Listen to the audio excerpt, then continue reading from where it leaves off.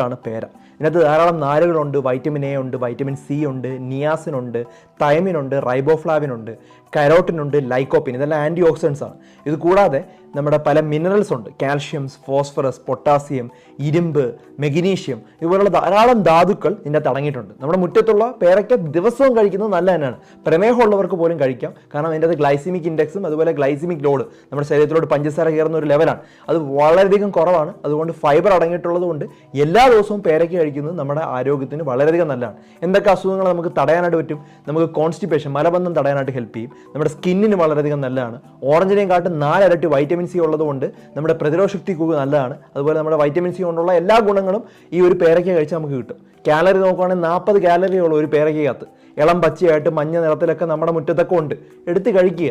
കുട്ടികൾക്കൊക്കെ സ്ഥിരമായി കൊടുക്കുക. കാരണം അതിനകത്ത് മെഗ്നീഷ്യം ഉള്ളതുകൊണ്ട് ബ്രെയിനൊക്കെ വളരെ നല്ലതാണ്, ഓർമ്മശക്തിക്കൊക്കെ വളരെ നല്ലതാണ്. ഈ ഒരു കാര്യം ധാരാളം ആളുകളുടെ അറിവിലേക്ക്